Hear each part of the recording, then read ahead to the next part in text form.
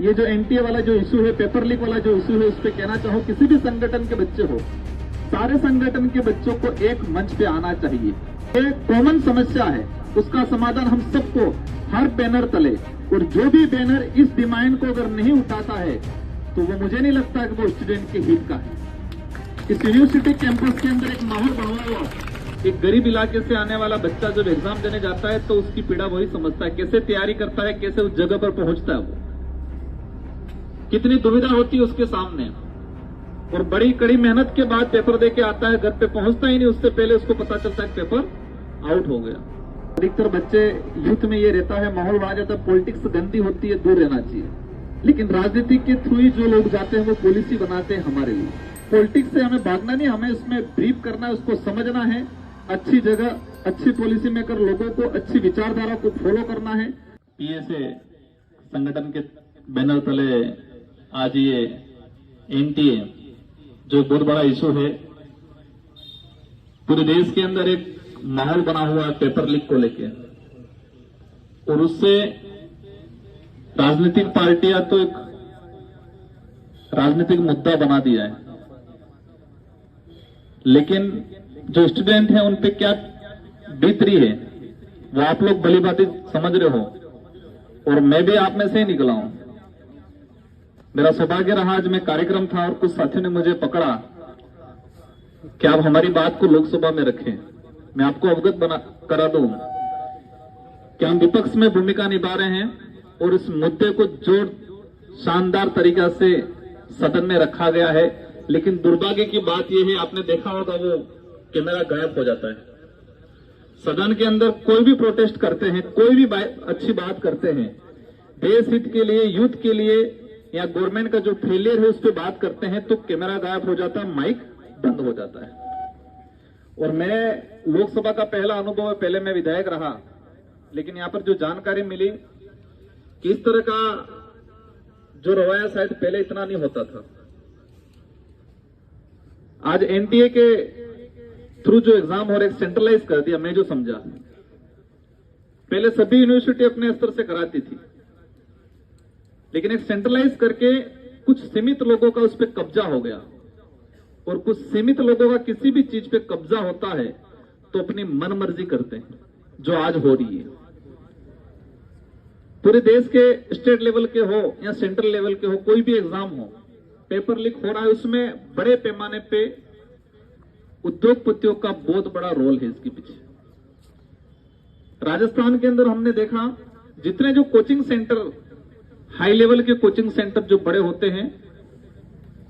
कहना नहीं चाहिए, लेकिन कुछ ऐसे कोचिंग सेंटर होते हैं जो पेपर उनके हिसाब से कुछ आइडेंटिफाई, कुछ क्लियर करके भेजा जाता है। और यही मैं जहां तक समझा एनटीए के द्वारा जो हो रहा है, अगर गवर्नमेंट को लगता है तो उनको पुरानी जो व्यवस्था थी, यूनिवर्सिटी अपने स्तर से कराए, उसी व्यवस्था से कराना चाहिए। आप लोगों की यही मांगे, आप लोग कह सके इस यूनिवर्सिटी कैंपस में और सड़कों पे, और ये आंदोलन पूरे देश में होना चाहिए, क्योंकि जब एक गरीब इलाके से आने वाला बच्चा जब एग्जाम देने जाता है तो उसकी पीड़ा वही समझता है, कैसे तैयारी करता है, कैसे उस जगह पर पहुंचता है, वो कितनी दुविधा होती है उसके सामने, और बड़ी कड़ी मेहनत के बाद पेपर दे के आता है, घर पे पहुंचता ही नहीं, उससे पहले उसको पता चलता है पेपर आउट हो गया। हमारे कोटा के अंदर आपने देखा होगा, एग्जाम में पास नहीं होने की वजह से, पेपर डिले होने की वजह से, पेपर आउट होने की वजह से कई लड़के आत्महत्या करते हैं, और कई जगह ये चीज हो रहा है। लेकिन वर्तमान मैं एक क्षेत्रीय पार्टी से आता हूं, मैं किसी पार्टी को दोष नहीं देना चाहूंगा, और मैं हालांकि मैंने सुना है, मैं जेएनयू में पहले भी आया हूं, एमएलए था उस दौरान, 2-3 बार मैं घूमा, हमें पढ़ने का सौभाग्य नहीं मिला, हम तो ग्रामीण इलाके से कॉलेज किया, लेकिन मैं काफी प्रभावित हूं इस कैंपस से। और मुझे बताया, नेताओं से खतरनाक चिढ़ते हैं बच्चे, और मैं अधिकतर पैंट शर्ट ही पहनता हूं, लेकिन पता नहीं आज ही मैंने पहन लिया ये बाकी मैं नहीं पहनता हूं, मुझे सूट भी नहीं होता ज्यादा, लेकिन आज ही पहन लिया और आज ही जेएनयू आना हुआ। अवश्य आप लोगों में से ही निकला हूं मैं स्टूडेंट ही था उस दौरान, एमएलए का चुनाव लड़ा, एमएलए बना, और बांसवाड़ा की जनता ने मुझे एमपी बनाया, शानदार मैंडेट देके बनाया मुझे। और मैं अवश्य मेरे क्षेत्र की और मेरे इलाके की जो बात है उसके साथ देश लेवल और आपका जो इशू चल रहा है वर्तमान में, जो एनटीए को भंग करने का, उसको पुरजोर तरीके से हम लोग रखेंगे नए सिरे से। पूरे विपक्ष ने इसको रखा था, पूरे विपक्ष ने उस मुद्दे को लेके वॉकआउट किया, लेकिन दुर्भाग्य है कि कई नेशनल मीडिया भी इस चीज को हाईलाइट नहीं करती है। 2 से 3 बार उठा मुद्दा ये, एक बार नॉर्मली किसी मीडिया में आया था, लेकिन हम जब तक सदन चलेगा, जब भी अवसर मिलेगा, आज आपका ज्ञापन मुझे प्राप्त हुआ है, मैं अवश्य इस पे 0 ओवर 100 या किसी भी नियम प्रक्रिया के तहत मैं इसको लगाऊंगा और अवश्य आपकी बात को लोकसभा के अंदर रखेंगे, क्योंकि आपकी पीड़ा हम समझ सकते हैं और कोशिश करेंगे आपकी भावना के अनुरूप इस देश के अंदर एजुकेशन व्यवस्था। सर एक बात कह रहे थे, जो पॉलिसी बन रही है, न्यू एजुकेशन को लेके पॉलिसी बनी, उसको भी मैंने देखा थोड़ा बहुत, और जो कोई भी पॉलिसी बन रही है उद्योगपति दे रहे हैं, सलाह उद्योगपति दे रहे हैं, और उद्योगपति चाहते हैं कि इस देश का युवा एक शार्प माइंडेड, अच्छी क्वालिटी का नहीं, एक लेबर निकले। वो चाहते लेबर पैदा हो ताकि उनकी कंपनियों में एज ए वर्कर के रूप में काम करें। बहुत सारी पॉलिसी ऐसी आई अभी, उन पॉलिसी के अंदर देखा